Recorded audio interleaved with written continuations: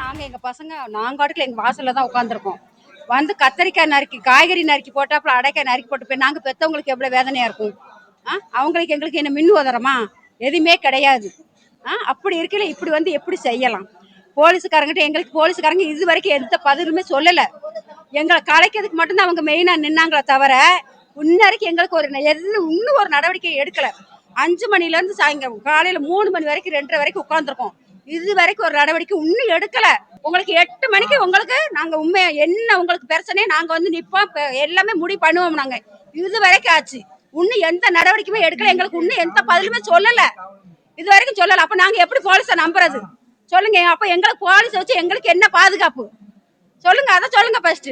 எங்க போலீஸ் வச்சு அவங்க தேவைக்கு அவங்க போய் தூங்குறதுக்கு வேண்டி அப்படி சொல்லிட்டு போயிட்டாங்க. இருந்தோம் ஃபங்க்ஷனுக்கு நின்றுகிட்டு இருக்கையில 4 பசங்க 4 பைக்ல வந்தாங்க. 4 பேரும் முகம்லாம் தெரியல. அவங்க பாட்டுல மாஸ்க் தான் போட்டிருந்தாங்க. போட்டு வந்து மேக்கப் போய் ரிட்டர்ன் வந்துட்டாங்க. ரிட்டர்ன் வந்து அங்கே ஒரு 4 பசங்க இருந்தாங்க.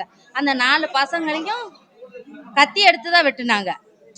என்ன சொல்லி வெட்டுனாங்கன்னா இவன் தான் அவன் தான் சொல்லி சொல்லி வெட்டுனாங்க. வெட்டி முடிச்சதுக்கு அப்புறம் அதுக்கப்புறம் இங்கிட்டு வந்து இங்க ஃபங்க்ஷன் நடக்க இடத்துல வந்து வெட்டுனாங்க. தேவையில்லாத வார்த்தைகளை எங்களை பேசி இது பண்ணுதாங்க. நாங்க என்ன தப்பு பண்ணணும்? இல்ல நாங்க ஏதாவது உங்களுக்கு தப்பு பண்ணணுமா? நாங்க நேத்தும் போய் போராட்டம் பண்ணணும். போங்க போங்கன்னு எங்களை விரட்டி விட்டுட்டாங்க.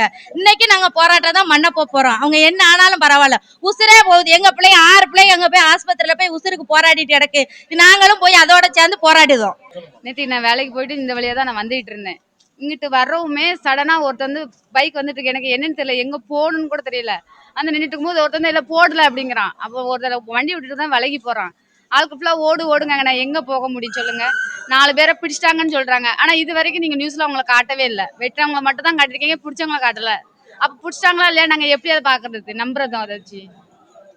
அதனால எங்களுக்கு வந்து பாதுகாப்பு வேணும். நாங்க வந்து எங்க வீட்டுக்கு பின்னாடி இருந்து வெறும் வேலிக்கருவை தான். அந்த வழியா யாரு வந்தாலும் எங்களை அட்டாக் பண்ணலாம். எங்க வீடெல்லாம் ஒதுக்குப்புற வீடு தான். எங்களுக்கு பாதுகாப்புலாம் அங்க கிடையாது. ஒரு டைம் கொலை பண்ணிட்டு எங்க வீட்டுக்கு பின்னாடி தான் நின்றுருக்காங்க. ஆனா எங்களுக்கு தெரிய பயத்துல தான் நாங்களும் இங்க இருந்திருக்கோம். போலீஸ்காரங்க எல்லாருமே இந்த வழியா தான் நிக்கிறாங்க தவிர அந்த சைடு யாரும் வரமாட்டாங்க. அந்த சைடே வந்து ரோட்ல அந்த பின்னாடி வீடு வந்தா உள்ள வந்துடலாம். அவங்க ஃபுல்லாமே துண்டை வச்சுதான் இவ்வளவுக்கு நல்லா கவர் பண்ணி கண்ணு மட்டும் தான் தெரிஞ்சிச்சு. ஒரு பைக்குக்கு 3 பேர் இருக்காங்க. நல்லா ஒருத்தவங்க வந்து கத்தி வச்சிருந்தாங்க, 2 பேரும் அருவா வச்சிருந்தாங்க. கையை வீசிட்டேன். நான் வர எனக்கு இவ்வளவு இப்படி கிராஸ் ஆகி போகுது. நான் சாஞ்சு நின்று போய் தான் நான் தப்பிச்சிருக்கேன். அந்த இடத்துல இதே எங்க தெரியல ஒரு பாய்ஸ் இருந்தா கண்டிப்பா வெட்டிருப்பானுங்க இறங்கி. அப்பதான் திரும்பி வராங்க, மறுபடியும் திரும்பி வராங்க. அப்பதான் ஓடுங்க. நான் பைக்ல நான் வந்துட்டு இருக்கும்போது எங்க நிக்க முடியும்? ஃபர்ஸ்ட் நான் நிக்கணும், தப்பிக்கிறதுக்கு நான் நிக்கணும். நின்னா மட்டும் தான் என்னால தப்பிக்க முடியும். அப்ப நான் நிக்க முடியல. அப்ப இந்த சோத்தோட்டி இப்படி சாஞ்சு நிக்கிறேன் நானு. அதுக்கு திரும்பி வராங்க. திரும்பி வரவும் நான் ஓடுனேன்.